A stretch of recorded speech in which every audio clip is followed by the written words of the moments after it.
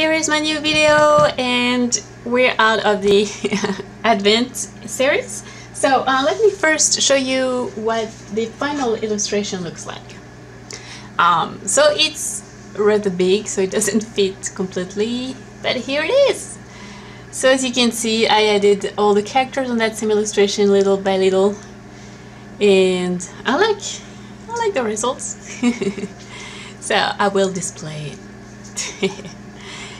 But the subject of today's video is not that. It is bullet journal, and actually my new bullet journal. This is my old bullet journal. So let me show you. So this is the bullet journal I've used in 2017. I started in June, and I evolved, I would say. I graduated from my bullet journaling beginner. So anyway, for 2018 I decided to start a new one and to actually go for bigger. So here is my new journal for 2018. This is the Scribble That Matter A4, and so as you can see, I did that little old pen style with that little feather. On my previous one I did that with my Cricut, and it's kind of sparkly. It's silver sparkly. And for my new one I decided to do it again, but just one big one. And I actually really like it. So now I'm gonna show you why I actually decided to upgrade to a bigger size. Let me show you my 2018 setup for the year first. So if you've never seen that kind of journal, this is Scribbles That Matter, and it's actually pretty cool. They have here the keys page, they have the bullet code, but they have also a color code, which is great because I actually use that. And then they have 3 pages of index, which is far enough, I think. So here we go. Here is my first page. I decided to do Welcome 2018 and add 2 quotes, one from Leonardo da Vinci and one from Audrey Hepburn. The first one reads, "I have been impressed with the urgency of doing. Knowing is not enough, we must apply. Being willing is not enough, we must do." I chose that quote because I procrastinate a lot, and so, I think it fits very well. And I love that one from Audrey Hepburn, which says, "Nothing is impossible, the word itself says I'm possible." I love it. So I added that. And so, just to let you know, I upgraded to that specific journal after I watched a video from Emma Tildersley. Hopefully I actually pronounced it correctly. I'm sorry if I don't. I will link her channel in the description. But what really converted me is this. So this is a yearly log, and what's awesome about that big size is, look, last year basically what I needed to do was that yearly log for all the days and all the months to have a yearly view, and then I had my per month yearly log, and so it took 1, 2, 3, 4 pages, 5 pages with this. And here I can do it all at once, like one double page, and I have all my months, plus I can write under them everything that I need. So that's awesome. And I don't mind the bigger size because I have a rolling case to bring my laptop to work, and so it doesn't matter for me to have a bigger book in it.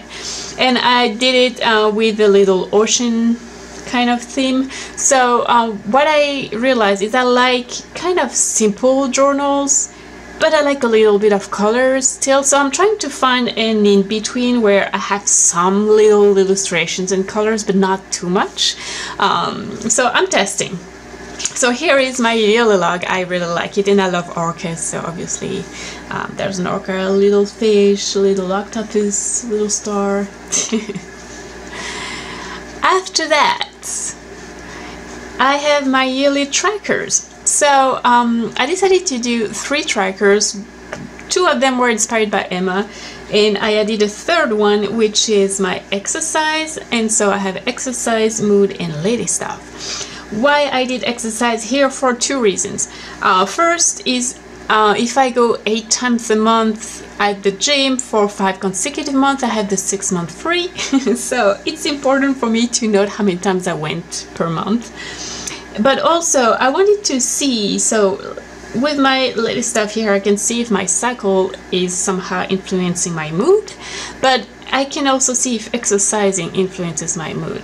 So maybe that my cycle does, but then if I exercise it compensates. That would be interesting to see. And so in the previous double page I did it kind of ocean themed, and here this is jungle themed. I actually really like it. So I have a little monkey here, a little toucan here, and a very long necked giraffe here. I had fun making those, and just, you know, those bright colors, but just for the numbers at the top.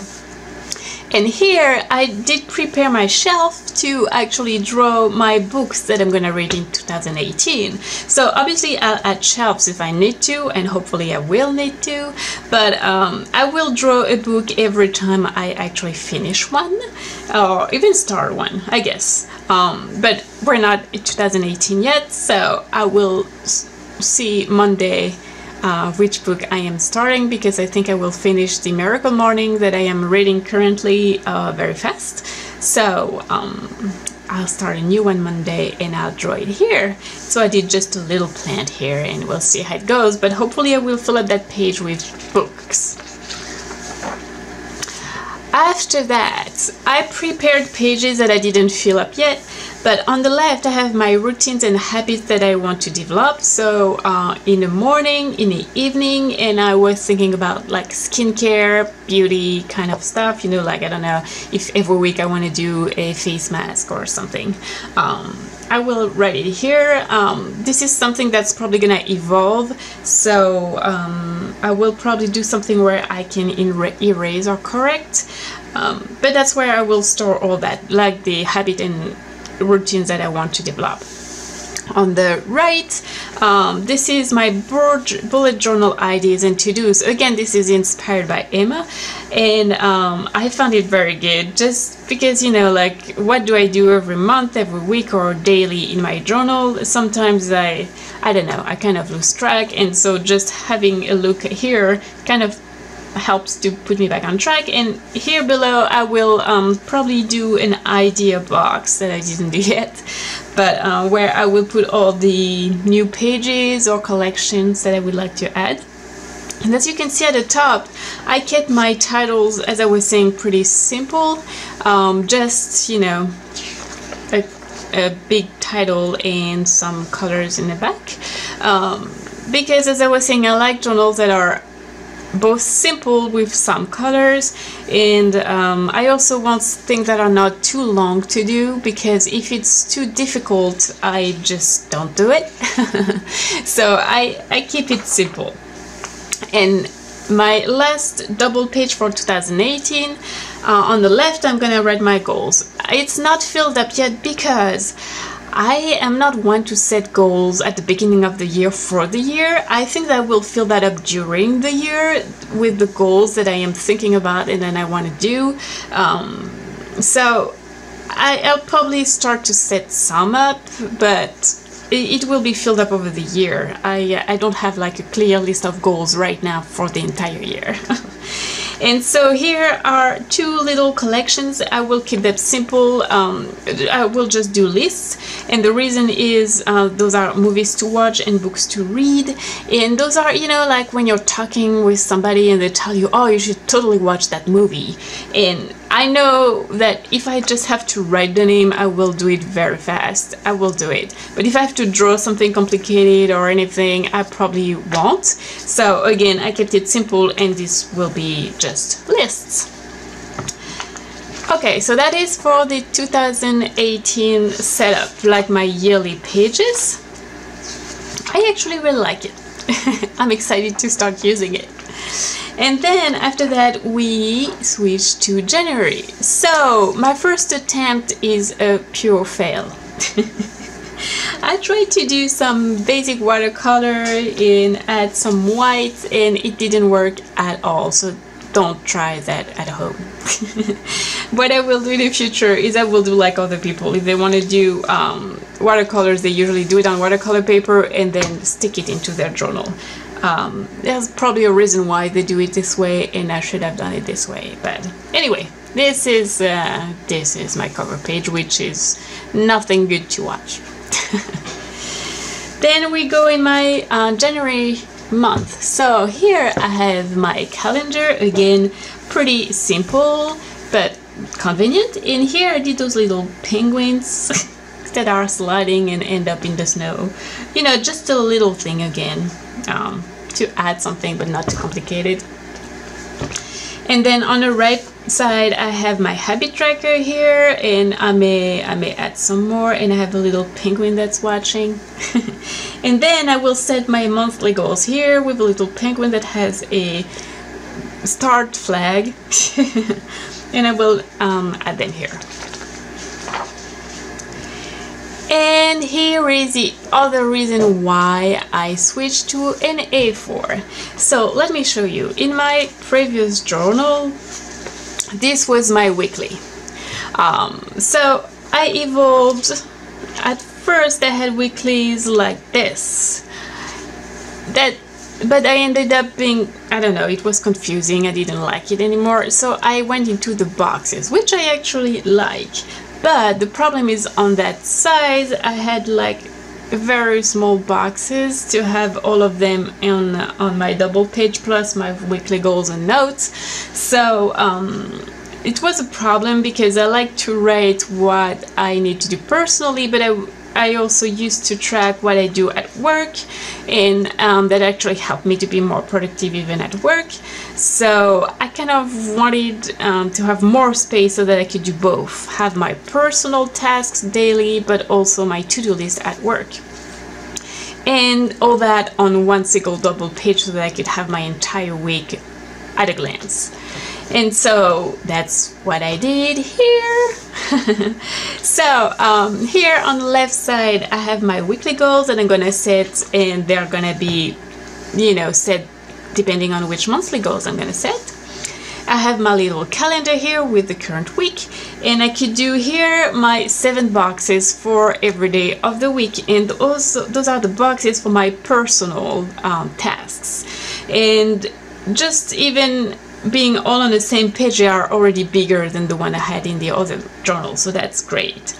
And I have still that entire page to add stuff, and so here at the top I drew a little penguin that's reading, and I'm gonna write which book I'm reading at the moment for each week, and also what is my Friday video theme for this week.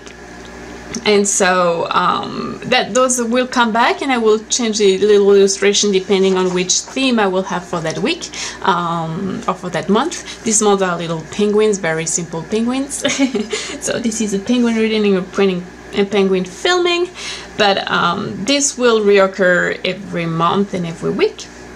And then here, this is what I was missing in the other one. This is my work to-do list. And so this is a lot more simple than here, because I basically just want to say I'm working on this project, and let's say Monday I do this, then Monday night I will write, well, Tuesday I need to do this, and this. So this is actually very useful for me. I'm a web developer, so I have projects and I like to follow, and I wanted to put it in the same spot because I'm tired of having separate papers and I lose them, and I just wanted to put it in the same spot. So here it is. I have a little notes section here, and here I just have my next week section to see if, you know, I'm thinking, oh, next week I need to do this or add this or this. I will do it here. So at the moment I'm experiencing. I like that setup, but I guess it could have a bit more structure, probably on that side particularly. But that's a first try. I'm gonna see. I didn't do the next weeks yet because I'm gonna see how it works, if I have enough space, if I have too much space. So that is cool. But there it is. This is how I set up my new journal for 2018. Again, don't do that at home. And I actually really like it. I am excited to start using it. So I'm gonna start filling up all this, and hopefully that will do an awesome 2018. So Happy New Year to all of you, and I will see you next Friday. Bye bye.